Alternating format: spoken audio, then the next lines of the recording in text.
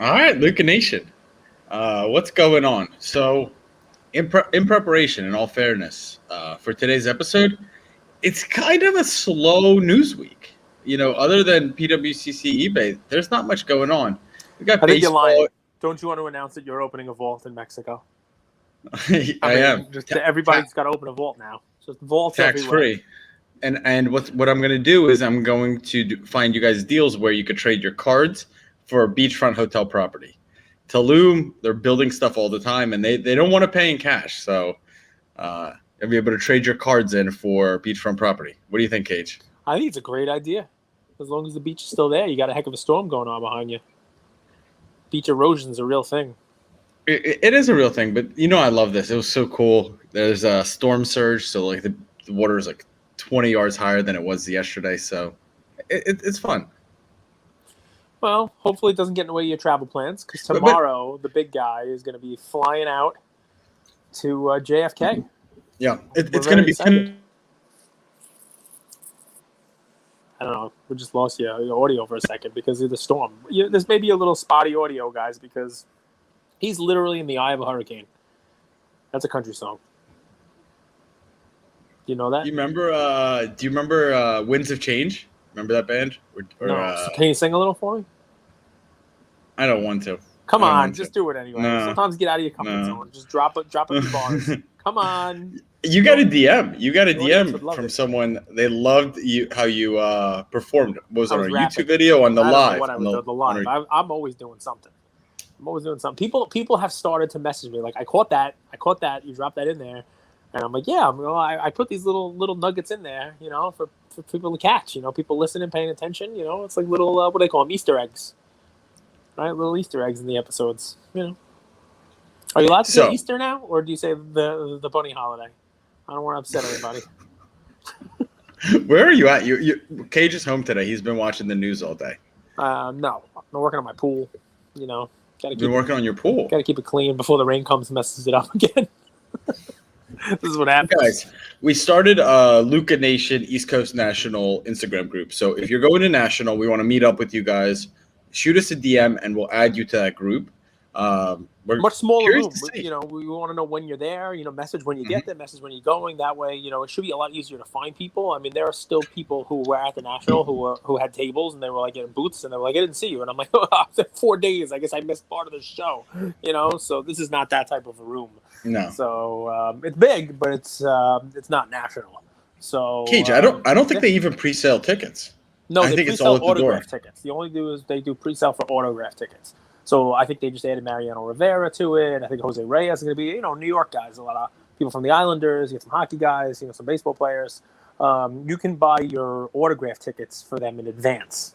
That way, if you want to get there and line up to be first online for Mariano Rivera, you can. They still sell those until they sell out. They sell those at the door. Pretty sure I saw something. You could have a catch with Jose Reyes or something, which is pretty interesting if you're a Met fan. I don't know. I don't want to have a catch with Jose Reyes. Meanwhile, can I call him or what? I say, hey, Ohtani, he's going to give up a home run. He's going to give up a home run to Miguel Cabrera. He does not. They won. The dude's got like a 2.80 ERA, and he hit his 40th home run last night. So,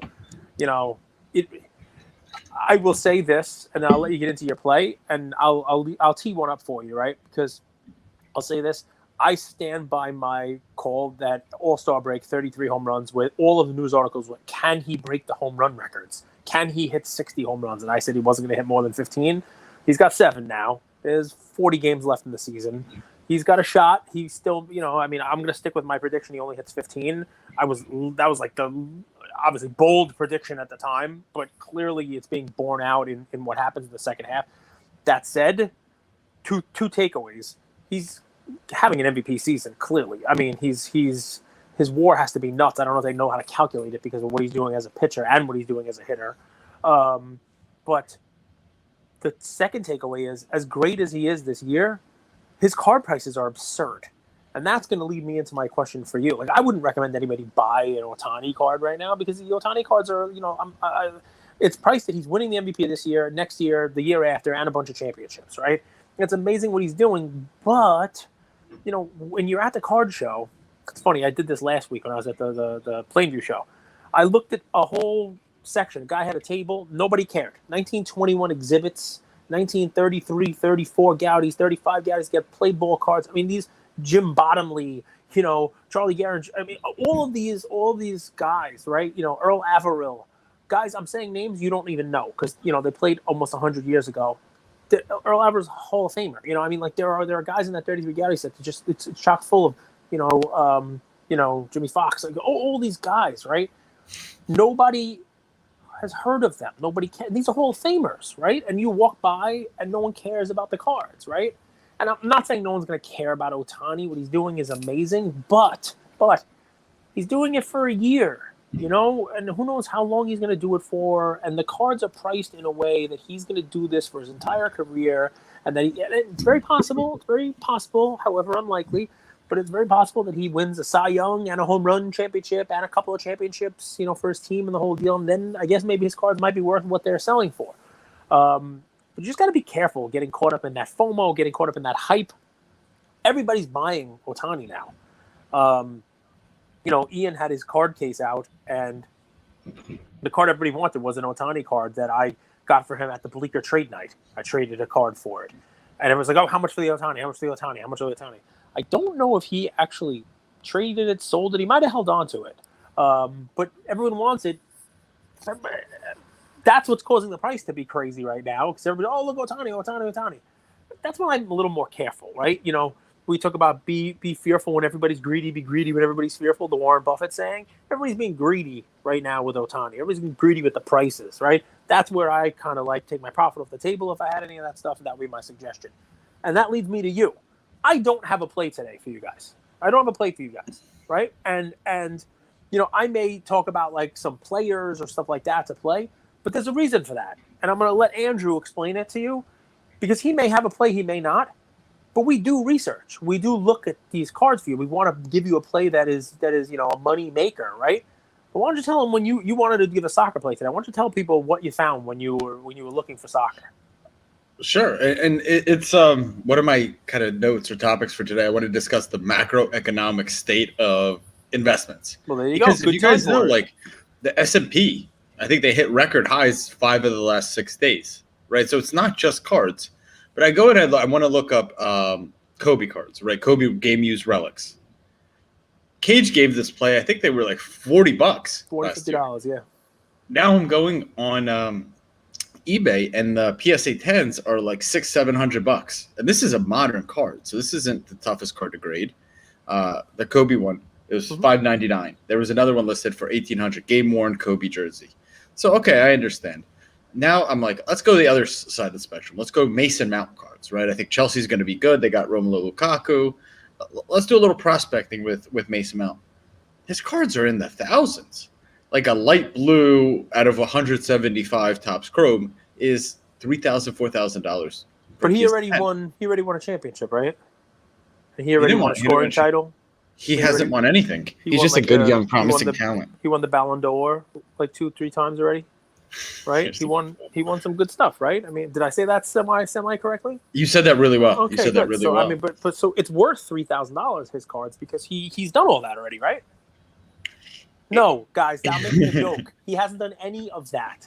He's in high school, right? He hasn't done jack. He hasn't done any of that. So what Andrew's trying to tell you is sometimes it's okay to sit on the sidelines when the market has been steamed up as high as it is, right? It's harder to find that alpha. It's harder to find that, those bargains sometimes when the market has run up. And if the S&P is at its high, it's difficult to stay there without some sort of a correction, right? Same thing goes for the card market, right? And if you're a football guy and you've watched the quarterbacks that you like and their cards go up, you're a Mahomes guy, you're a long-term Mahomes believer, or you're a Josh Allen believer, or you're a believer in Justin Herbert.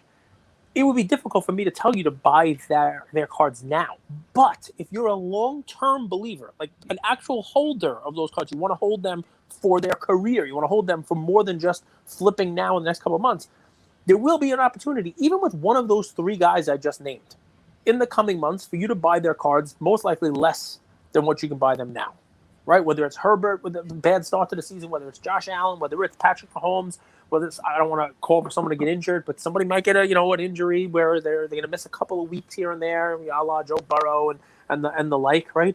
So there will be an opportunity. That's when you are happy that you kept some of your money on the sidelines now instead of chasing at the peak.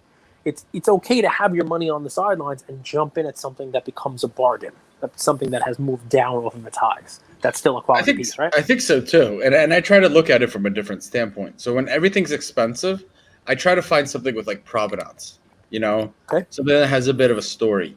So when I went from those two plays, I was like, well, comic books are going kind of nuts, right? Comic books have had their time. But what about like old school magazines, right? Like, magazines from the 90s, from the 80s that we all used to read. There's probably a ton of supply there, but there's not a ton of high graded supply with CGC. So I started doing a little digging. And what I think would be a cool one is I could do a little screen share, and you could apply this to anyone you guys want, but I thought this one was really interesting. This one. Oh, First cover Beckett magazine. Beckett. I had that Beckett. That's awesome. So this is more of a strategy than the play because, one person might be able to buy this, two people, whatever it is. But guys, think about this. This kind of crosses over, right? You have Michael Jordan, who everyone knows, loves, adores, and you have Beckett. Dr. Beckett was just on the Sports Card Nation podcast with Yam. He's in culture. There's Beckett grading. So when we talk about a little bit of provenance, right? Like here you have the bag is the Patrick Ewing card. It has a little bit of storytelling to it. Maybe look for something like that. Maybe you look Jackson for magazine. That shoulder pad one. That's a cool one too. That's a great idea that Beckett covers. It's still relevant today with Beckett grading and stuff. That's a cool thing. And everybody who collected as a kid, that was what you used. You got it in the mail every month. That's a cool idea. Here's the Bo Jackson. So there's probably a ton of supply. I'm imagining there's not a lot of 9.8, 9.5 graded supply because that's a perfect condition. But you're able to get something like this, and I think this could be cool. I think this has provenance. I think this has some long-term value, and I don't think it's been steamed up like some of the more modern. Check out that Warren Moon Provision on the back of that. Look at that. It's got the moon in the background. Pretty cool. Like Warren Moon. It's got night in the background with the moon behind him. That's pretty cool. Look at that. Little score. Little Warren Moon. That's my play. Every day is different. The market changes so often, but for me, just doing some research, you go, you have your A choice, B choice, C choice, D choice. And when you see that none of those are a bargain buy, you start to ask yourself what's going on in the market. Something else I do, Cage, I don't know if you do this, and this is kind of a fun way to do research. Walter Payton, right, for example, we love his card. Well, sometimes I go and I look up these old school guys that have a story behind them, that have people are beloved, and I search game used because I want to see if they have a lot of supply of game used and autos, right? Because some players signed a lot. Some players gave their jerseys away a lot. Some players did not. He's one that he didn't have a lot of autographs, Walter Payton.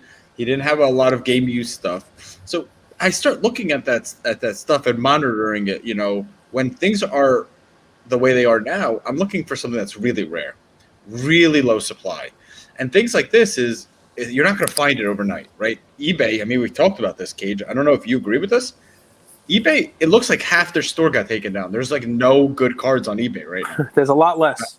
There's a lot less. So, and when you're searching for, Walter Payton autos or Walter Payton game used memorabilia or any player, there's not going to be a lot out there, but you have to search and dig. And that's another thing I've been doing at a time like this where you find Mason Mount cards or $5,000 and he's a prospect for Chelsea. Hey, you might not even know this because it kind of just got announced in the last hour or two, but high-end cards they're not slowing down. They're not slowing down at all. Modern cards, basketball cards, not slowing down. Shine just announced that in a private sale he sold a Luka National Treasures BGS 9, I think it was, not a 9.510, 9 for $1 million. Is that right? $1 million right. card. I thought he bought it. I think selling it shows a little bit of the other direction. He clearly he's someone who knows what he's doing. There are 9.5s out there. That's pretty crazy. It's a good deal for him. Pretty nuts. You could say that, I guess. People with the 9.5s are probably saying, "Look how much this is worth now." Yeah, but guys like that, they roll in these circles in Puerto Rico where they probably next to them lives a billionaire, and he's like, He's like, all right, Shine. I want to get into cards, and the way that you and I buy into like a Trey base card. He's like, Yeah, he's buying into give me the 9. Give me the 9. You're right. You could You are. Shine's like, well, you could get the 9.5 for 2.5 million. Let me just dip my take toe it. Yeah, in I'll with just- the 9 and Hey, can you do me and a if I favor? really You're good at this. You're the production guy, right? I was gonna do more research on this, but I'm not gonna buy it because it's not my thing. And you know what? I said I didn't have a play, but I'm gonna give a play which is a complete fire play for you guys out there in the racing card world. It really is because I'm not an F1 as a complete boomer. fire play. It's complete fire. This play slaps. This play slaps. Put your face up near the camera, and I will slap you. Slap. This play slaps like that. Okay, that's what this Guys, play does. if you're going to East Coast National, here's your chance to meet the man, the myth, the legend. So That's what you do. I'm on a roll. I'm on a boomer roll here. I'm doing my bob, and you're gonna cut me off with that. Sheesh! You are so sus. You are so sus. That's what I gotta say. You are Let's so go. sus. Let's go. So this may be a strikeout that might not be on there, but I haven't fully done research. Can you pull up on a share screen? You know, like on our thing here. Can you pull up ComC? Right. So while he's doing this, for our racing fans, right? For our racing fans, I have a deep dive play. So our friends Double Coverage, they were, I think it was 1982 tracks that had the Michael Schumacher F1 rookie card, you know, the Uncle Larry and all that stuff. Can you type in ComC now, 1970 Fleer? And see what comes up? You got a whole bunch of pull downs? I can hardly see those. What does it say? Yeah. 19 Laughlin World Series, backslappers, How about Ripley's drag Believe It or strips? Not. How about drag? Except for drag. Anything come up? Drag strip. Whoa! Boom! Now I'm glad we didn't see on ComC. How much are these? These are 1971 Yeah, 1971. AHRA drag champs. Good. So what else? You got a couple. Is this what you wanted me to look up? That's exactly what I wanted you to look up. Okay. This? So What is this? These are like picture frames. okay. They're cards. They're cards. All right. And there's 1970. There's 1971. There's 72, I believe, as well. There's a 2 or 3. There's a 3-year period or so. So, guys, AHRA is sort of around still. It's American Hot Rod Association, right? Mostly drag racing, right? But there are a lot of racers who raced over on multiple circuits. It was like baseball. Remember we talked about how baseball players were. That's a nice one right there, and a couple bucks, $12, right? So we talked about how baseball players would have, you know, car dealerships. Baseball players as a whole, you know, would you know, have to do other things. They weren't making money, right? Drivers drove. Can you pull up eBay? So on ComC, guys, there's plenty of these, right? So look, American Hot Rod Association. Pull up eBay for a second, all right? And I want you to type in on eBay 1970 Ken Miles, Miles, okay? And there it is, the top card. Obviously, it's a little too much money, but you know, ComC, these are $12. This person's asking for $19, right? So what you have Or there best is or best offer. What you have there is number 98, Ken Miles, in his Ford that he raced at Le Mans. That he raced in the 24-hour race where Ford finished 1, 2, 3. If nothing else, guys, And so whoever cut this is probably working at Panini right now. well, so the point is not this particular card, right? The point is this is a nice little deep dive you can do. And there are a lot of people out there who are pretending that they are F1 experts. There are a lot of people out there pretending they are race fans and that they've been race fans forever. But I can guarantee you that nobody has brought you this set of cards. Mostly because it's not F1. I think Ken Miles, the guy you're looking at now in that number 98 Ford, he had one U.S. Grand Prix race where he raced F1, and I think he might have even withdrawn from the race. But Ken Miles, if you've ever seen the Ford versus Ferrari movie, which if there's no races going on, it's a nice substitute. If you've never seen that movie, he was the main character. He was played by Christian Bale, right? He raced Carroll Shelby's Fords against Ferrari. You know, he was a Daytona champ. You know, I mean, he's obviously, they made a movie about it, good stuff, and there's a whole bunch of memorabilia and whatnot on there. I think there's a Carroll Shelby autograph on that one. That's the Ford number 1, right? So point here, there are racing cards before this year, right? And this is what people will start to do, right? There were racing cards. You know what I want you to do? Put in Fleer Racing Pack. There are sealed packs of this. Now, Fleer did this. It actually came in packs. They were 1970, 71, 72. There were packs of cards that were you got a wax box right there. So here you are, racing cards. Look at this. Race USA. 1972. So these were more focused on drag racing. It's drag strip, you name it. But there you go. Look at all the steel packs right there. Just like when modern cards started to take off, you had the influencers out there saying, take a look at vintage. Take a look at the stuff that started this off, right? There are wrestling cards out now that are cool one-on-ones. You know, they have the Transcendent stuff. They have all the cool wrestling chrome. They got cool wrestling modern stuff. But the guys who are making the money found the cards from the 70s, the 80s, the older stuff that were in magazines. They were random things that people didn't know about, right? If you're an F1 guy, why wouldn't you, or a racing guy? Because like I said, it's not really F1. There's mostly drag racing, American Hot Rod Association cards, you name it. There are some guys who raced in both, and you can find their cards in this. But why wouldn't you grab a couple of these? Look on COMC, $10, $12, 1970s. I mean, you talk about like a 50-something-year-old racing car card, and you're getting it for a couple bucks. Why not round out your collection? And if you really are a fan of racing and you're going to display these cards, you're going to have them, you know, what we do, right? You're going to grab your Lewis Hamilton, you're going to grab your card of whoever it is that you're watching now. Well, why not mix in a Ken Miles card? Why not mix in a card that's 50 years old saying, you know, racing cards, they've been around. You know, you don't just have that 82 set and then here. You have some stuff even before that. And I don't know about you, but you know, what we've seen in the entire world, right? NFTs included. You know, it's great to have the common, or, you know, stuff that's popular now, but ultimately people look for what was the first, right? We've heard this, right? What was the first one? What was before ERC 721? What was before? Well, look at these Wrap Strikers. You know, these things came when these NFTs first, that's the first sport NFT. Well, maybe I just found you the first racing car card. Maybe it's not. I didn't do that much research, but you're not hearing this play from anybody else. I guarantee you that. Can we talk about something? So Sure. you just brought it up. I wasn't going to go here, but it feels like an indicator. Maybe it's not. Honestly, it's one of those topics I want to bring up, and I want you, Luke, a nation who knows way more about this than I do, to chime in. Let us know if I'm onto something. So Palantir is a company. They do surveillance and data. They just bought 50 million worth of gold, right? So you just mentioned before Bitcoin, before something, they look at like what the predecessor is, right? Mm-hmm. This year, the last 18 months, Bitcoin has been the talk of the town, cryptocurrency, and that led to NFTs, right? Bitcoin, that led to Ethereum, and then Ethereum, people use that to transact with NFTs. Gold has been relatively flat, right? Traditionally, it's been a huge hedge for inflation, but this year, gold's actually down 7%. Does the same thing apply? Like, have we gotten too crazy on crypto, which is like the new modern thing, and we forgot about the old tried and true store of value over the last 2,000 years? Is there something there? I mean, pendulums swing one way and then they swing back when they swing too far, right? So I don't know if we're too far. Right now, I read a stat that there's only something like 100,000 Ethereum wallets out there doing NFTs.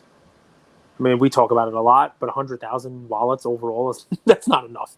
You talk about just to get to a million. Top Shot had that. Just to get to a Top million, Shot had that many users. That's 10x, right? So yeah, Top Shot has like 600,000 users, right? So yeah. I mean, you know, there's obviously room for growth there. I don't know if I would say the pendulum has swung too far. And what I've noticed, what's really funny, is in the crypto world, the fact that Ethereum goes from 2,800 to 3,300 and swings, and that's a big swing, right? That's like 20% of the value of it between 2,800 and 3,300. That's $500 right there, right? That's, if you're at 2,800 goes to 33 and change, that's a 20% swing, right?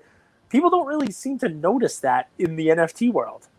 They don't value things in dollars. This is 1.2 Ethereum, this is 1.4, this is cheap, it's only 2. Without even looking at what that equates to in dollars, which is funny, an interesting right? thing.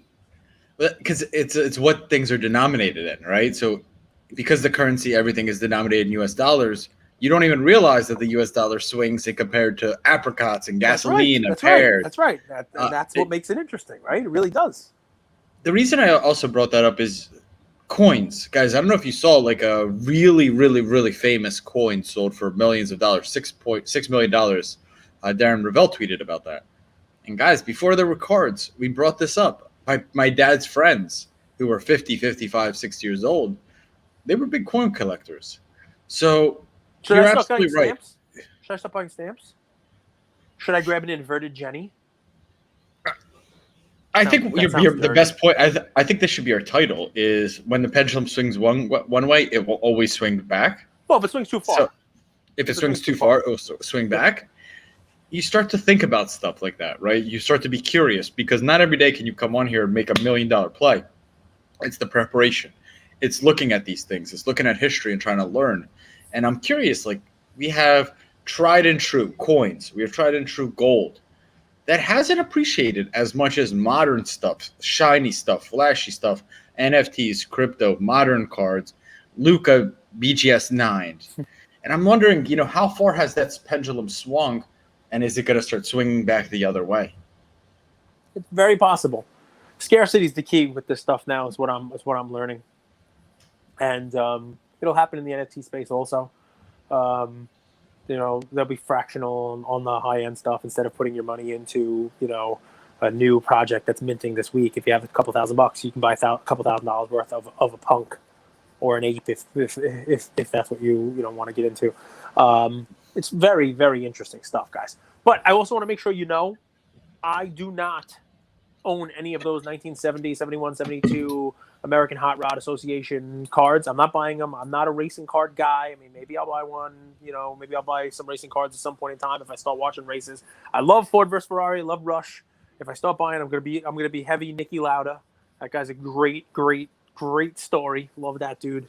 And maybe some Ken Miles stuff, but he's not really F1. But I'm not buying these, so there's not a ton of it out there. So I hope people who listen to this who are racing fans are able to jump on those. I don't own them, so it wasn't like I grabbed a couple boxes of these and I said, "Oh, go ahead and give it a play." It's not what we do here.